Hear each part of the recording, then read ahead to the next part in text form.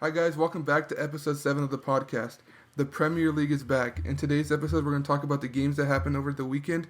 We're going to preview the Monday games and give you guys our insight on how the table is going to finish. Ethan, how do you feel that the Premier League is back?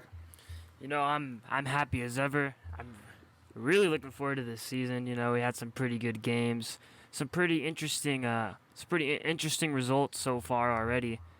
But Yeah, there were some shockers. but yeah, the Premier League's back. I'm happy. We got more sports. We got the NFL starting too. If any of you guys watch that, there's a whole bunch of sports going on right now. Let's get into it. Yeah, let's start with the first game of the season. Arsenal away to Fulham. Arsenal won this game by a score of 3-0. Lacazette opened up the scoring in the 8th minute. Then Gabriel had a 49th minute debut goal, and Aubameyang wrapped the game up in the 57th minute. What were your thoughts on this game?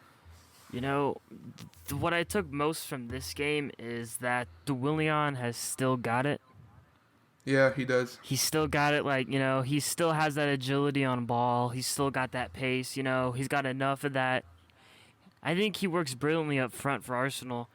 He has Although, a Premier League IQ. yeah, no, if he knows the Premier League inside out, he probably knows it better than anyone on this team does. Um, Easily. He just made Arsenal look really good in this game. Yeah, what were your thoughts on Gabriel's debut?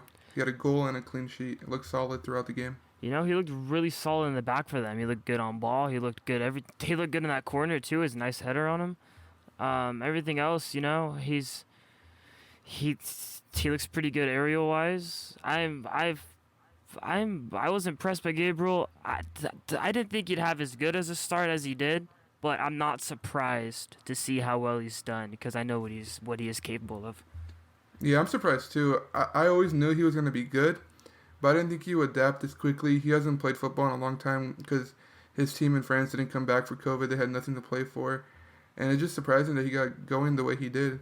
Yeah, he he really shot out there in his first game today, and it's really going to be hard to take him out of the lineup as I've been saying. I didn't want him to be the guy that's going to take away game time from all these wingers and midfielders, but that Arsenal have, and all of them are young and upcoming. I didn't want him to be the guy, but he's looking like the guy that if I'm an Arsenal fan, I'm not mad if he takes game time away from these players. After this first game, man, I wouldn't mind if he starts almost every game from here on forward for them. Yeah, let's move on to the next game though. Crystal Palace beat Southampton by a score of 1-0. Wilfred Zaha scored in the 13th minute. What were your thoughts on this game? I do like Crystal. I was expecting Southampton to kind of walk away with this one, but not really much you can say from a Crystal Palace standpoint, really. You know, but they got shots on target. They weren't able to hold possession really at all with this midfield going on with with James McCarthy and James McCarthy. It didn't look that well together. But up front was Zaha, really pretty much the only person you really had up front for them with Townsend. But IU wasn't really looking that good. But I put this more on Southampton. When you have the ball for this long and you can't really get anything going up front for you, you got to look at what you have to do better. And all around Southampton, they didn't look quality in this game. Yeah, they look flat. Yeah, they looked extremely flat in this one. But it's the first game week. You can't be too mad about how some of these teams are playing. It's just Yeah. as the year goes on, I expect Southampton to hopefully get into gear and hopefully play a lot better than what they did today. I mean, to what they did against Palace the other day. Yeah. Before the game, I thought this game could be a toss-up. I could have saw 1-0 either way. But I feel like at the end of the day, Wilfred Zaha's individual brilliance carried Palace. And I feel like if it wasn't for him, they wouldn't have had it. But then again, both these teams, they're mid-table. They're not really anything special. They're both going to be fighting for 12th, 13th, 14th spot. And it was just an average game at the end of the day. But talking about Zaha, do you think he'll ever be given the opportunity to join a bigger club? I was thinking maybe a couple years ago he probably had a chance. But I think now, but that he's 27, 28 now. He's up there, yeah. I don't think I don't really I see him going to maybe like a team a little bit above Crystal Palace, but still in the Prem. I don't really see him leaving the Prem, if I'm being honest. Yeah. I just think now isn't a good time for him, especially now that he's at that 27-28 milestone. So you think he fits in a team like Leicester, Wolves, that caliber?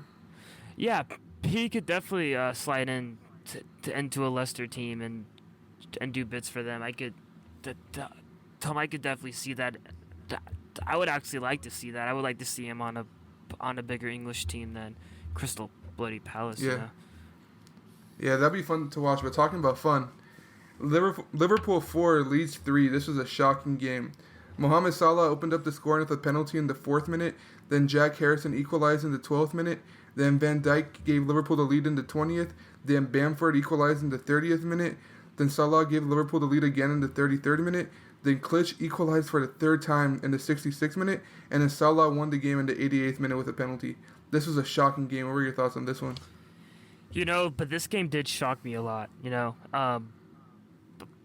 We saw a Leeds team who we knew were good coming out of the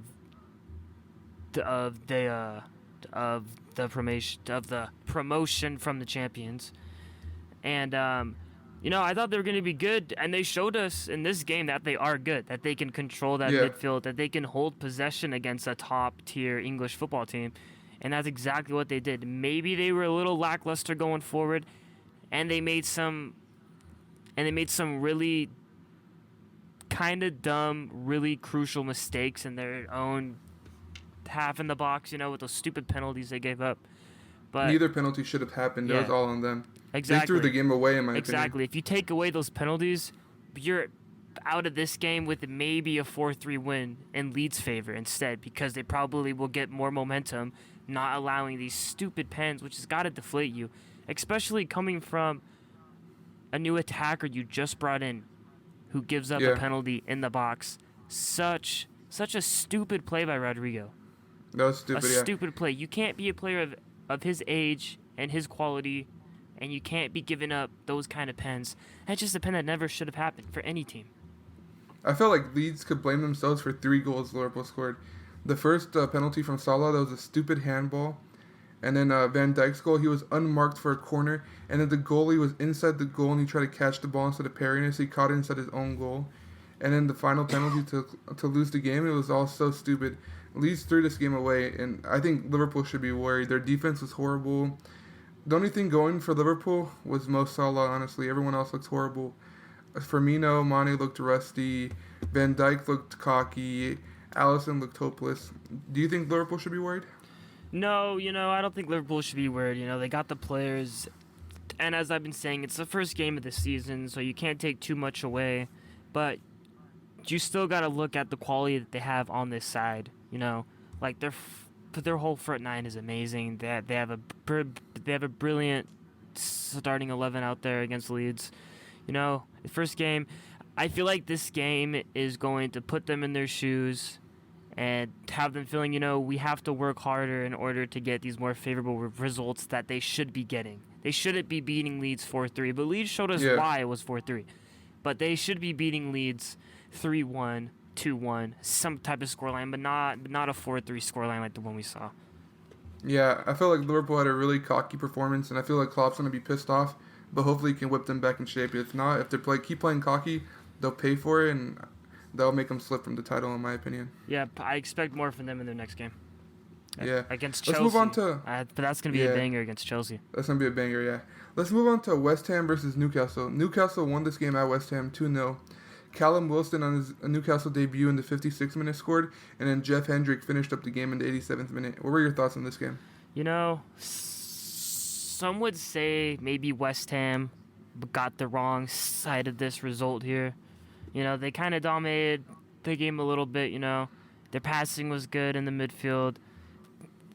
They looked solid, but they just weren't able to put away their chances. Just not as clinical as fucking Newcastle was, but they were able to get those runs into the defensive line and get past them and get some easier looking shots than West Ham had, and that's why Newcastle won. It's because they're more clinical up front and they're able to pass it better up front and get a lot more of these and get a lot more of these easier shots than West Ham was able to get today.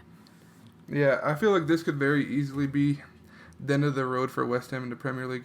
They've been surviving the last couple years, and I don't know if they can keep surviving. Like, there's teams that are worse than them on paper, but I feel like West Ham's a really arrogant team, but they shouldn't be arrogant because they always finish in the bottom half. Yeah, exactly. I just don't know. I don't know what it is. They have a really talented team. They had Yarmolenko, Felipe Anderson on the bench. When you have those talented players on the bench and you're losing to Newcastle, and you're always in the bottom quarter of the table, it's embarrassing. And I feel like Declan Rice needs to get the fuck out of West Ham before it's too late for him. Yeah, it is tough seeing West Ham be as bad as they have been. You know, and they have another game on the 15th against Charlton in the Cup. You know, I don't really expect West Ham to do much this year. I think their manager is going to get sacked probably mid to end of the season because I don't really see them doing much this year. I just think but they just don't play how they should be, especially with the lineup they have. They play way too cocky, as what B you were saying. I think this could be the last year for West Ham in the Prem. Yeah, it could easily. They need to step it up because that's a Premier League type club, and I feel so bad for their fans if they drop. Yep. But let's move on to West Brom versus Leicester. Leicester won this game by a score of 3-0 at West Brom. The new signing, Castaigne, scored in the 56th minute. Then Vardy scored in the 74th minute from a penalty goal, and in the 84th minute from a penalty. What were your thoughts on this game? You know, Leicester looked good. You know, they made great chances. They created a lot of chances for themselves. But they were able to get the ball into the box a lot. They were able to keep them on their toes. Able to get shots on target. You know, but Jamie Vardy did score 2. They were both penalties, so you can say whatever you want to say about that. But Jamie Vardy is a known scorer. He is going to carry the front of this Leicester team. He is going to help this midfield get a boatload of assists this season. I feel like Jamie Vardy's on pace for another good season. He looked good in this one. Their midfield looked good in this one. You know, also having Ndidi playing as their defender in the back. That's interesting. Yeah, he filled in for Johnny Evans, who's suspended for the first 3 games from a red card he suffered at the end of last season, but I still didn't expect him to fill in so smoothly. It was like he was a natural center back out there. Yeah, no, he looked solid back there. I think we all know what he's capable of on the ball defending. I just didn't think any of us knew he was capable of actually playing defender, which he showed that he can do that, which I do like Leicester after this game. I do like them this season. They're looking good. Yeah. Let's hope they can keep it up. I like seeing them play well. It'll be interesting to see if Johnny Evans doesn't perform, if Ndidi keeps the center back spot and they go with a more attacking midfield, not knowing that Ndidi can play center back. I would love to see him continue back there as a center half for them. You know, he looked solid. It gives them more all around squad depth with players being able to play where most people wouldn't play them. Yeah. Let's talk about today's game though. Mourinho versus Ancelotti, Tottenham versus Everton. Everton won this game by a score of 1-0 with Calvert-Lewin scoring the only goal in the 55th minute. What are your thoughts on this game? You know, I think Jose was the one who said it right. You know, Tottenham looked lazy.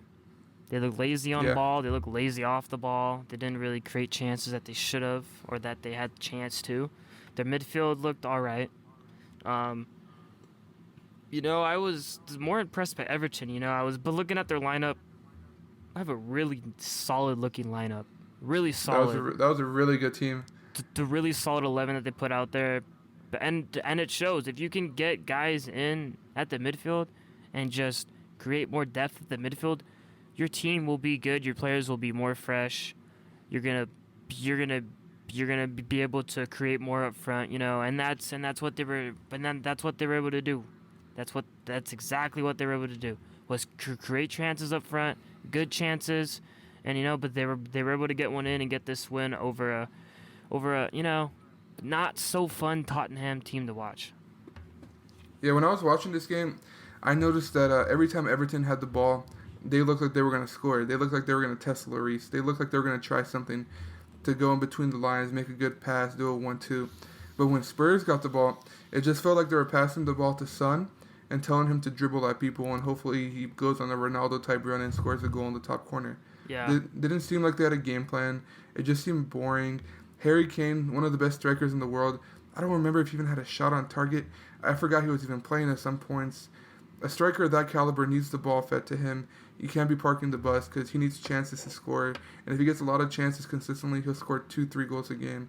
And I feel like Mourinho doesn't fit Tottenham's roster. Yeah, no, I don't know if he fits really any modern team at the moment, but definitely not in English football.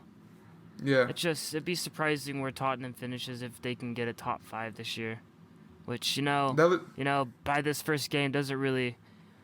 It might be looking like Everton might be taking over Tottenham in the league this season. That leads me to my next question. Do you think Everton can creep into the top 6? Ever since they made all these signings, I've been saying, oh, they're going to be a top 5 team, but they're going to be a top 6 team. I think they slide into that top 5. I think they can, they can get that 5th spot. I think they're going to surprise some people. I think some people are going to be like, oh, it's Everton. They're just known for their mid-table finishes, top 12 finishes. But I think this year they really take a stride, I'm going to say they get that 5th or 6th spot. They're definitely going to get Europa League this year, I feel like. But they're going to get that fifth or 6th spot. I'm not really too keen on which one yet. But 5th or 6th spot finish for Everton this year is what I'm going to predict for them. Yeah, from a neutral point of view, Everton will be one of the most fun teams to watch this season. Their talent's immense on the field. On paper, they look amazing, and Ancelotti has them playing a beautiful brand of football, so it'll be really interesting to watch them. But let's move into some predictions, Ethan. Tomorrow, Sheffield versus Wolves. How do you see this one finishing? I've been sold on Wolves for a while. They had a great season last year. I like watching Wolves play, I love watching Jota in that midfield. He's really great. I love watching Traore down the wing. They are a really solid team, which I don't think Sheffield is going to be as good as they were last year. They're still going to finish top 15 this year, I think, maybe 15th, 14th area. But I think the Wolves going to win this one 2-1. Yeah, I was going to go with the 2-1 scoreline too for Wolves. Like you were saying, Sheffield last season, they were amazing. But I feel like they're going to get hit with some second season syndrome and fall off a little bit. I don't think they'll get relegated or even come close to relegation. Yeah. But I feel like they'll drop like in that 12, 13, 14, 15 area where they belong because they're not really the most talented team. They play a really organized style. They're compact. They're good defensively. But they don't really have those go-getters to win you a game. And I feel like teams will be more prepared for them this season. Yeah, I don't really expect much from Sheffield, but they'll be average this season. Just don't really... I bet they'll... I'm just hoping that they'll take some points off of the top 5, hopefully, on away games. Yeah. Now let's move to the last game of the week. Brighton versus Chelsea. How do you see this one going? Chelsea has made a lot of noise this window. They have. I think some people are gonna overestimate them, I feel like, in the beginning of the season because they still got to find their chemistry, Haven't had a lot of time to play together. They're going up against a team in Brighton who, but they are a solid Prem team, they're a solid team. But you just can't expect Chelsea to come out of the gate firing, on all fucking cylinders. You just can't expect everything to be working straight off the bat for them. I think this first half for Chelsea is going to be a struggle for them. I feel like they're not going to find their shoes in this first half against Brighton.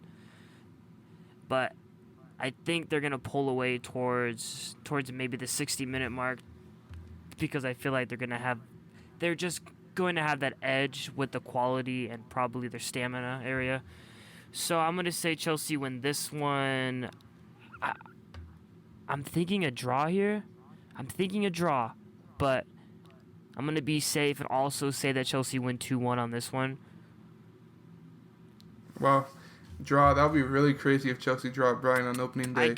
I could see a draw coming out of this one, but just because, on paper, this Brighton team is not that bad. They're not that bad. They got Gross and Mupé, and they got Adam. Lallana in their midfield, he's proven in the Prem.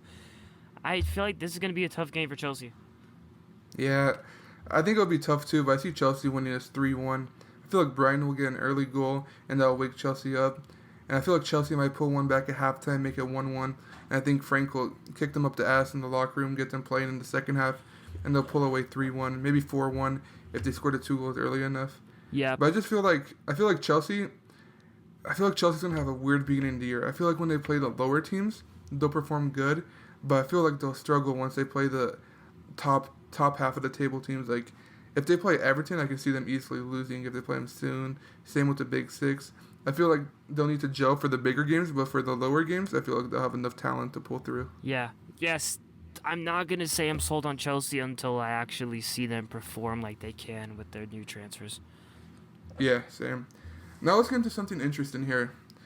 Based off the first week and based off the transfer window and everything, let's talk about how we see the tables finishing from 20th place to first place. Who do you have finishing 20th this year? See, there's 3 teams you can put down there in that bottom 3. But, I really don't see West Brom doing much this season. They haven't really done much. They signed a guy from West Ham. That's not going to bring them enough. I think it's West Brom's time to go down. I think they're going to finish last. I think they're going to finish behind Fulham because I think Fulham can maybe catch some fire, but going into the season. But so 20th, I'm going to say the West Brom. I agree with you. I feel like they got kind of a little lucky to get promoted last year because they kind of choked their lead in the championship and it took them to the final day. And they needed some teams to lose to make it. Mm-hmm. And I just feel like they didn't have a strong enough window, like you were saying, to stay up.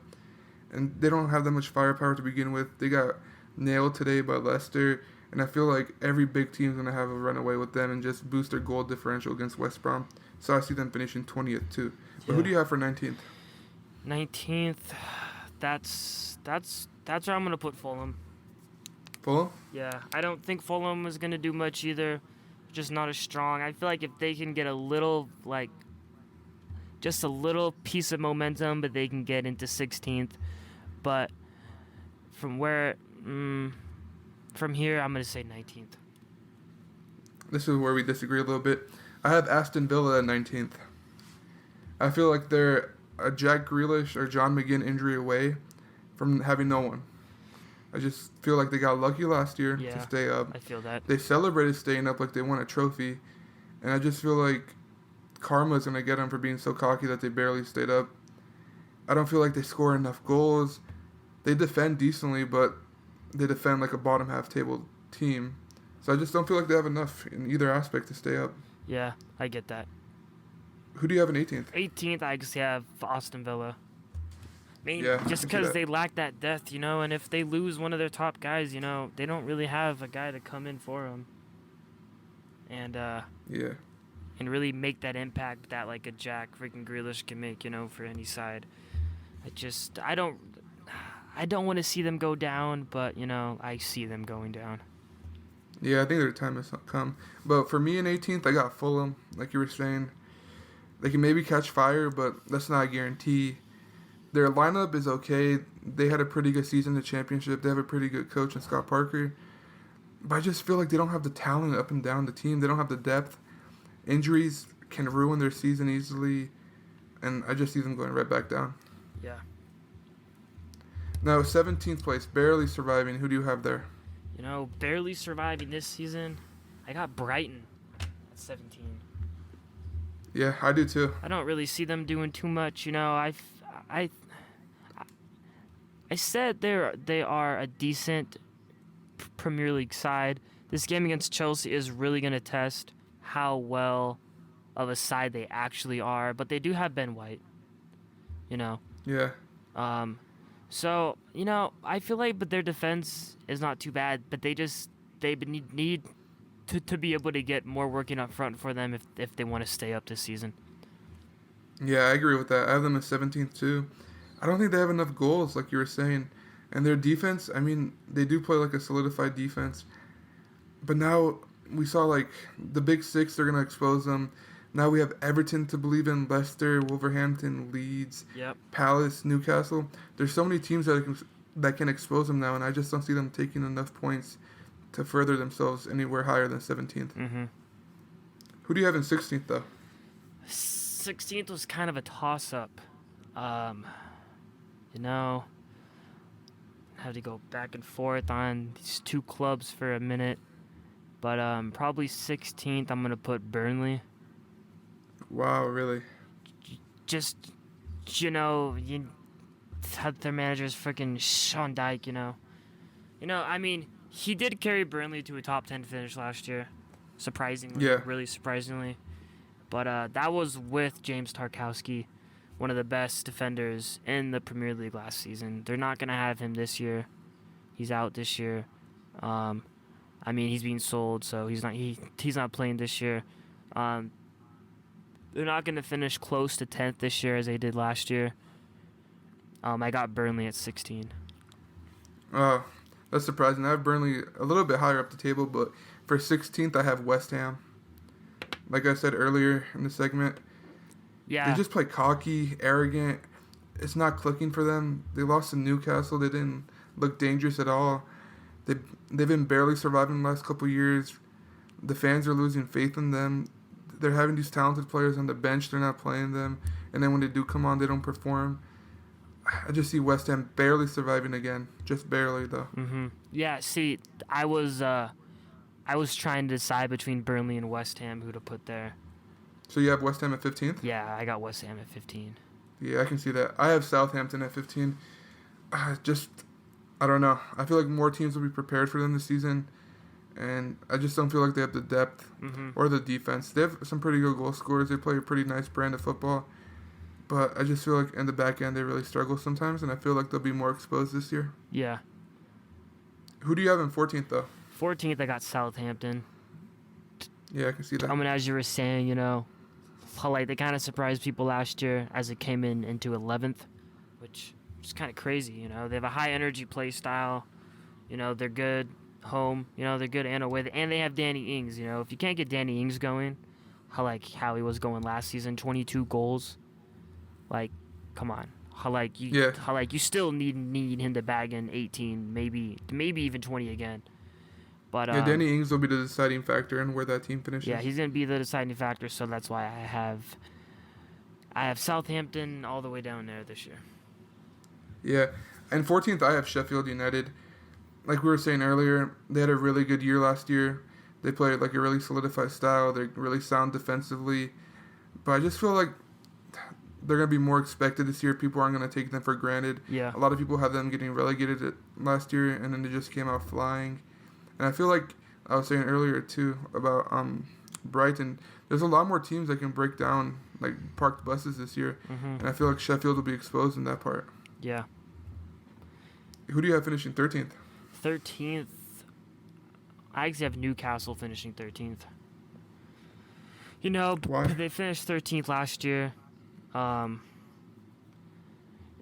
haven't really done much, to make themselves much better, but haven't really done too much to make themselves look that much worse than last year. They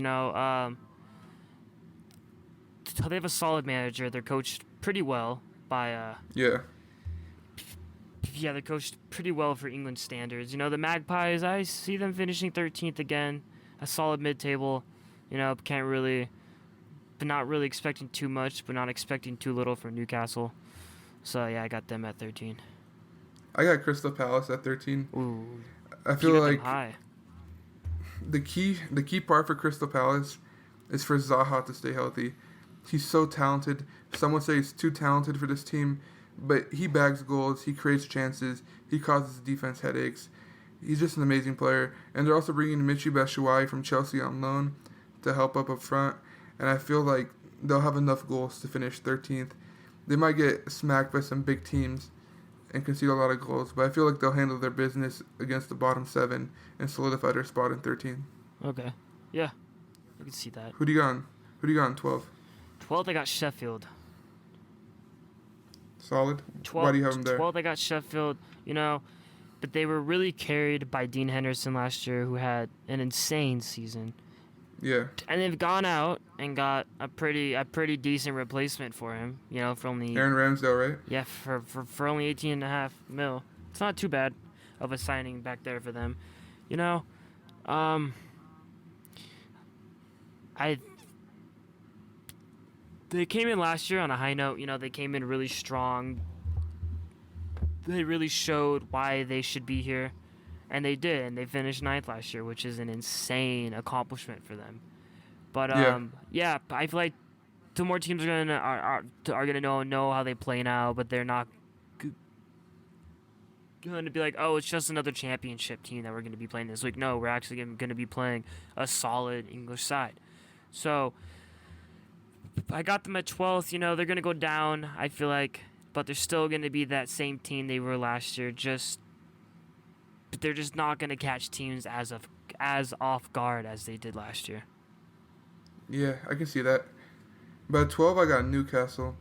I feel like the additions of Jamal Lewis in the back from Norwich and Callum Wilson from Bournemouth is going to give them enough goals and defensive stability to get them a little higher up the table. And I feel like 12th would be a good finish, maybe 11th. I was deciding between two teams for the 12th and 11th spot. But I just feel like Newcastle, even though the financial takeover didn't get approved by the Prem, I feel like they're slowly finally going in the right direction. And I feel like this will be more positive for them to come. Yeah. Who do you got at 11? 11. I got Leeds at 11. Interesting. Seeing as we saw Sheffield last year finish ninth after getting promoted, and most would say that Leeds is a stronger team than Sheffield is when they came up. Yeah. I feel like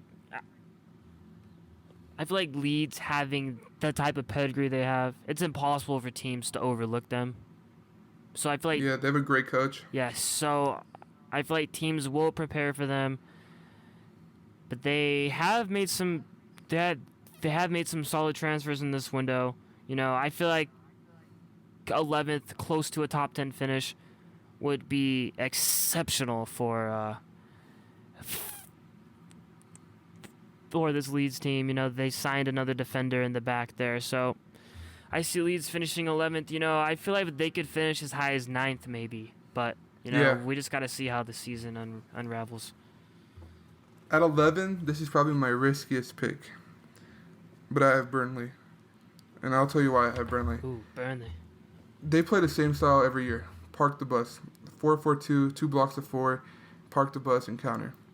And like I've said about Brighton and Sheffield, that they're going to drop because teams will know how to play against them, I can't say the same thing about Burnley because they've been doing it for so long and no one has found out how to break them consistently. And especially the lower teams. I don't know how the lower teams are going to attack them. And I feel like Burnley will just keep getting the points off the lower teams, maybe off some mid-table teams, and they'll solidify their spot in mid-table again. But I do feel like Sean Dyche, I feel like his time is slowly running out. I feel like he should leave Burnley on a positive note before they just collapse under his legs. Mm-hmm. Yeah. But who do you got on 10th, though? 10th, I got Leicester finishing 10th this year.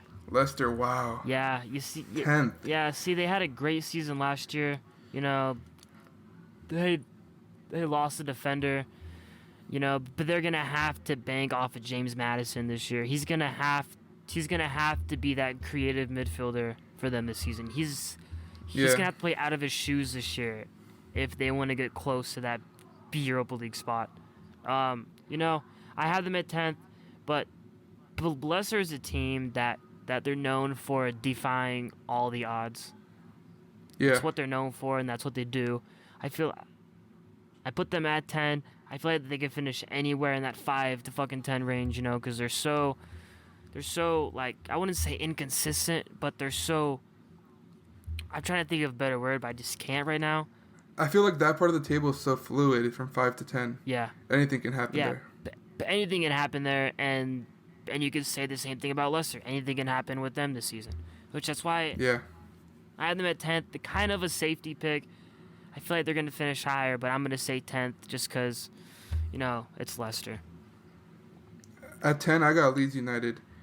I mean, after what I saw from Liverpool, I kind of want to put them higher, to be honest, but I think 10th will be the smart choice. They have a great attack, great midfield, They're a little shaky in the back, some bad decision making on set pieces. But I feel like that was first game jitters, and I feel like Marcelo Bielsa will get them locked in and playing even better than they were against Liverpool. And I feel like as long as their key guys stay healthy and they keep like committing to what the coach is telling them, they'll be really solid. They'll definitely beat a lot of the lower teams. I think they'll hammer West Brom and Fulham and Aston Villa and just score so many goals against them. You would never guess that Leeds came from the Championship. They play such a Premier League style, fast, direct, strong. They got depth at the striker position with Bamford and Rodrigo. They're a really great team in my opinion. Yeah. Yeah, no, they're really good on paper. I like them. Yeah. But who do you have in ninth? Ninth. This is a little tougher. I got Wolves finishing ninth this year. I do too. I just feel like, they're still a solid team. They just signed an 18-year-old guy for 35 mil, so I do really hope he helps them over there with their Portuguese takeover they have over there still. But I love their striker, but that they have what's his name? Jimenez? Yes, I love him. Raul Jimenez. I don't know he's how really I don't strong. know his name. I have him in my freaking fantasy team. But yeah, he's insane, But they don't have that Matt Doherty. Yes, dude, I can't think of names today for some reason. But yeah, they don't have him. He's been very creative for them going forward. But yeah, I had them finishing there this season. I haven't finished in there too. I feel like that loss of Matt Doherty, like you were saying, is going to be huge. I feel like this might see them revert back to Traore playing right wing back instead of second striker. And I don't know how that will work because he had a really good link up with Jimenez. He would give him a lot of crosses that Jimenez would head into the goal. And it'll be interesting to see how they adapt without Doherty. And also it'll be interesting to see if a lot of the Premier League has them figured out or not. But I think ninth is a safe pick for them. Yeah. Who do you have at eighth? I got Leicester at eighth. What about you? Leicester at 8. Yeah. I feel like Vardy is an instant 20 goals. Especially he already started with 2 goals first game. He takes penalties. He's clinical. He can create for himself. Like you were saying, James Maddison, he's a stud. He's going to create for him as long as he stays healthy. Then they got the new left back, Castane. They got Ricardo Pereira coming back. Schmeichel solid in goal. Soyuncu's one of the best center backs in the league. Yeah. And Didi showing he can play CDM or center back now. Johnny Evans coming back soon. I feel like they're solid enough to be 8th. Yeah. At 8th. I think I missed a team somewhere. I should have wrote this down. But 8th. Yeah, I've been going back and forth a little bit with this one. 8th.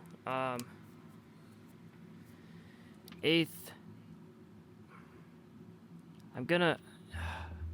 This is tough for me here. See, but this is where it starts to get into these teams that could really do anything. Yeah. 8th.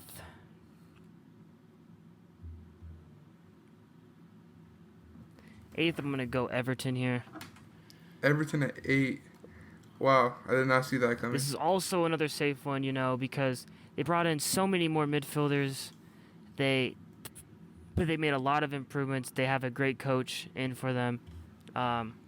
You just gotta hope that their guys up front can stay healthy. Yeah. Because they got that depth of midfield. You just don't really have it too much at striker and on the wings. And if one of those guys goes down, the quality in that starting 11 goes down. I would really like to see Everton in the top 5 this year, but I think they're gonna be outside of it this year. Yeah, I can see that. I just hope they do better. My gut's telling me they'll do better, but we'll see. Who do you have in 7th? 7th, people might be looking at me crazy for this one, but I'm not sold on Tottenham. I got them at 7th too. I got Tottenham. I'm not sold either. I got Tottenham at 7th. Just don't think Jose Mourinho works in the Prem really anymore. Just holding on to past glories, as I've been reading all over. They haven't won it. They need to get a trophy this season. Really, if Jose wants to stay, and they're gonna have to get a top 4, top 5 finish if they want to keep Jose, or if he's gonna keep his job. But they did bring in. They did bring in some they did bring in some two solid guys in this window in a freaking Hoichberg and in Matt, Doherty. yeah, and in him. Yeah. So you could expect more. I just don't expect more from Jose. Yeah. I don't feel like there's enough chances for them to score goals. I feel like they'll rely on a lot of 1-0, 2-1 wins. They're not going to bag goals. Harry Kane's not going to score that many goals with no one to supply him. Son's not going to really do anything if he has to sit on the sideline and just get the ball there and then try to juke people to score. I feel like there's no fluidity in the attack, so I don't have them finishing higher than 7th. Yeah, me either. Who do you got at 6? In 6, I got Arsenal. Interesting. I mean, from to what we just saw with Willian, I'm thinking maybe they could even finish higher up, but I'm going to say 6th. Arsenal has just kind of been a mid-tier, top-tier team, if you know what I mean. Yeah. They're going to do decent in the Europa League. They'll probably make a run in one of the League Cups this year, too. But, I see another... They will be better than next year. I feel like they will definitely be better than last year. I mean, they'll be better than last year. I just don't see them crack into that top 5 this year. Yeah, I have Everton at 6. I feel like their starting 11's really good. If they stay healthy, they might hop into the top 5. But I feel like no one's gonna stay healthy this year, especially with the short vacation they had and all the games close together. But they do have enough for me to get into the top 6. Carlo Ancelotti's a great manager, and he'll definitely get them into the top 6 for me and into Europa League. Oh, yeah. But who do you have at 5th? I'm going to decline this one to you. Who do you have? I got Arsenal. You have Arsenal in 5th? Yeah. Okay. Because yeah. I feel like Aubameyang's going to score a good 20 goals. Willian knows the Premier League inside it out. If they play Lacazette like I think they should, he'll bag a good 12, 15 goals. Their midfield's not that special, but it'll do. Gabriel's instant impact in the center back. Kieran Tierney's a really hard worker. Leno's a really good goalie, and I just feel like Arteta has him playing some really exciting football at the moment. Yeah. I don't think I said Crystal Palace for one of my later ones, but that doesn't really matter. 5th this season. Oof. 5th this year.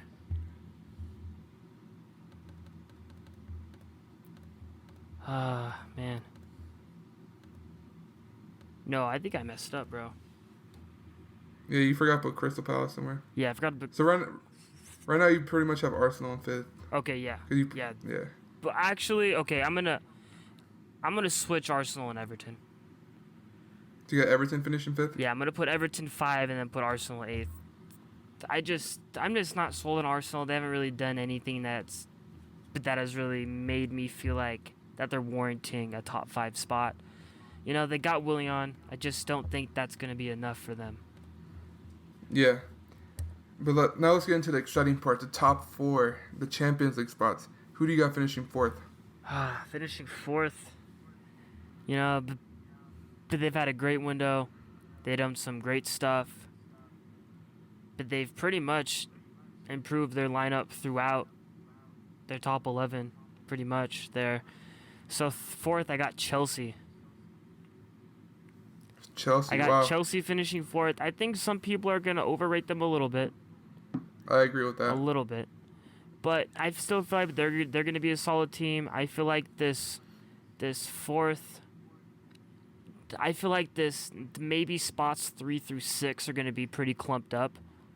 Yeah. So it's all going to be about if you can turn those losses into draws and then turn those draws into wins. That's what it's going to be about, because these spots are going to be so close together this year, I think.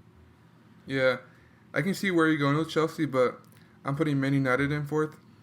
Especially since they haven't signed Sancho yet. They haven't got a defender yet. I don't know what the fuck they're waiting for. Man United, I love them, but they're a few injuries away from having to play people who don't even belong in the team, who aren't talented enough, who aren't Man United pedigree. And Rashford's going to get hurt. Martial's going to get hurt at least once.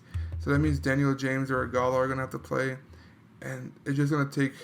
Like you were talking about turning draws into losses and draws into wins. this is going to turn wins into draws when they have to do that, and that'll just take them backwards. For sure. Yeah, but who do you have in third? Third, I got Manchester United. You know, I've been liking these clips that I've seen of Donny van de Beek. He looks great on ball. He still has that ball control that he had over at Ajax. He looks great.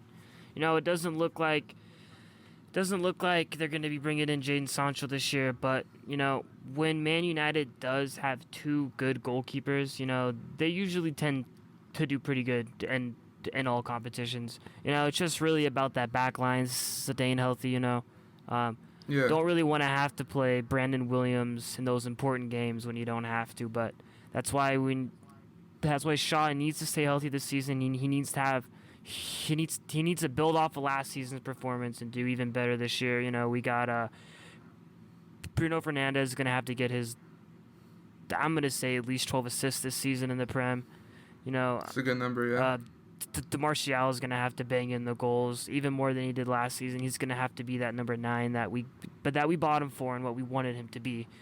And yeah, I think they have what it takes to be number 3. It's just can they do it for a whole season without injuries? That's just what I want to see out of them this year. Yeah, that's a big thing for me with Man United. But that's why I have them in 4, because with the shortened offseason, I don't see them staying healthy, unfortunately. But that leads for my third team being Chelsea. I feel like Chelsea will take a little bit to get out the gate. They're going to struggle against some of the bigger teams at the beginning and drop some points. Yeah. But I feel like once they get the chemistry, they're going to get on a run. And they're going to close the gap with Liverpool and Man City and actually come pretty close to winning the league, maybe a few points off. But I feel like next year we're going to be talking about Chelsea as title contenders. Oh, yeah. But for now, I have them in third. So top 2, here it goes. Who do you got at number 2? I got the defending champions Liverpool in 2. At 2. As we saw in the Leeds game, they're cocky. They finally won something. They're out of their mind. They're not playing how they're supposed to. And I feel like even though Jurgen Klopp is a great manager, it's going to take him a while to kick them into shape. He's going to have to give them the Sir Alex hairdryer treatment at some of these games because what they did yesterday was embarrassing. They didn't respect Leeds at all. They treated them like they were like a third division team. Yeah, they did. And I just feel like it's a bad habit, and the bad habit is going to drag out throughout the season, you know? Mm-hmm. Who do you got in second?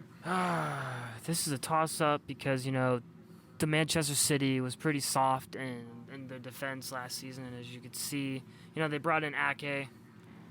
Hopefully he can be that guy that they're missing in the back for him.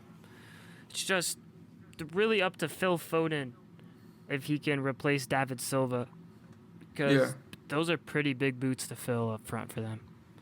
Yeah. It's tough, but number 2, I'm gonna put Manchester City. I think they're gonna finish there again. Really? I feel like it's gonna be close between these top 2 teams this year. It's gonna be really close. It might even come down to the last 2 weeks. But I don't really see Liverpool, like, you know, I don't really see any weakness in them besides their midfield, and they can get away with that because they got the veterans down in that midfield who know the Prem pretty well. And so yeah, I'm gonna put number 2 Man City, and number 1 who I think is gonna win the league again, which I hate saying again because I said this last year. I didn't think it was gonna be possible they were gonna win it again, but Liverpool, I think, is gonna win it again this year. Yeah, I can see Liverpool winning again. I just don't have the faith, to be honest. And that's why I think Man City will win. I think Pep Guardiola is going to be hungrier than ever. I feel like last season, Man City had a cocky season where they weren't really hungry. Yeah. And I think Liverpool is going to have the same thing this season. It's going to be like reversed roles. I think Man City is just going to run away with it. And I think they'll win the league with 5 games left. I just hope that this first game we saw them play against Leeds doesn't correlate into how they played the rest of the season. Yeah, I hope not either, because I want a nail-biting finish. Oh, yeah. It's nice for the neutral to see a lot of teams competing all the way through. But so I think Man City's going to win. Ethan thinks Liverpool's going to win. Let's get into some individual rewards real quick before we wrap up. Who do you have getting the Golden Boot? Golden Boot, you know, he's been in the Prem a while. He's always been that goal-scoring threat, the dude that puts away goals. Even though he might not be the biggest name out there, I just think it's going to go to Jamie Vardy this season. Jamie Vardy to repeat with the Golden Boot? You know, and he already has his 2 goals already. I know they both are penalties, but, you know, if you can put away penalties, you're going to be making the big money, and you're going to always be taking them for your team if you're going to keep making them, which I think is what he's going to continue to do for the rest of the season. So I got Jamie Vardy Party, Golden Boot. I got Aubameyang. I know that might be like, what, Aubameyang? But Mikel Arteta, he runs the offense through Aubameyang. He takes penalties. He plays off the wing, through the middle. Everything revolves around Aubameyang in Arsenal. And I just feel like he's going to need to be scoring these goals if Arsenal's going to finish where I predict them to. And I feel like him signing his new contract, him getting the captain's band, is going to motivate him. He already won a trophy and a shield for Arsenal. It's just going to give him momentum, and I feel like he'll take it away this year. Yeah. Who do you got with the assist leader?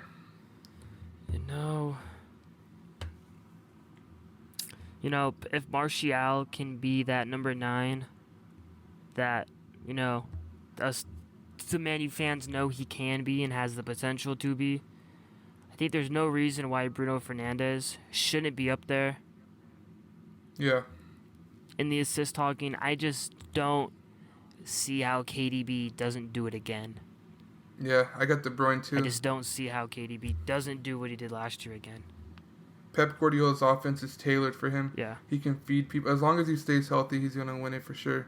He'll win it by a landslide if he plays the full season. Oh, yeah. He's perfect for them. I've never seen someone more perfect for their team than him. Let's go into goalkeeping real quick. Who's your clean sheet leader? Ooh, my clean sheet leader this year, I'm going to give this one...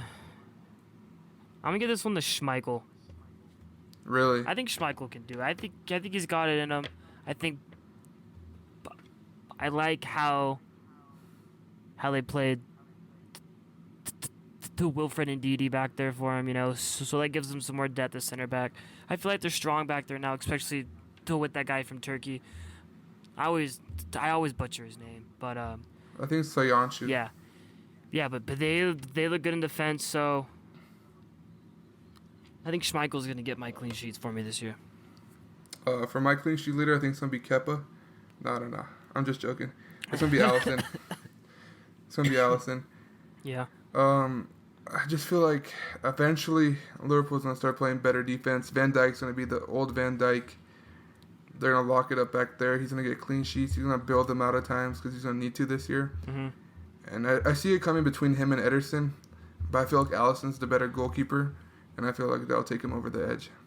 Yeah, that's not a bad shout either. Liverpool, man. Yeah. And now for the last award, Player of the Year. Who do you have getting this one? Player of the season. I do like how Salah's been playing. Yeah. He's been looking great on ball. Just needs to stay healthy this whole season. Yeah, I'm gonna go with Salah. I think he's got it in him. He's playing on a great team who should win the league again, in my opinion. He's got so many players around him too that can help him for assists, even assists to him as well. So I don't feel like why it shouldn't be Salah this year. Yeah, for my Player of the Year, I was in between Salah and Kevin De Bruyne, but I went with Kevin De Bruyne because I do think Man City's gonna win, and him being the best player on the best team. Yeah. I think you got to give it to him. I feel like he got robbed with Jordan Henderson winning it last season. No reason it should have been Henderson. Yeah, so I feel like De Bruyne, feel like justice will finally be served. De Bruyne will win the Player of the Year. Man City will win the Prem. And there'll be a little bromance going on for them. Hopefully not for too long because it hurts seeing them win. But that's just facts right now. It does suck seeing them win. Yeah. But guys, that's all we have for you guys today. Thank you guys for tuning in and listening to us. Stay tuned this week. We're going to have videos Tuesday, Thursday, and Sunday probably if everything goes to plan. Thanks again. Peace. See ya.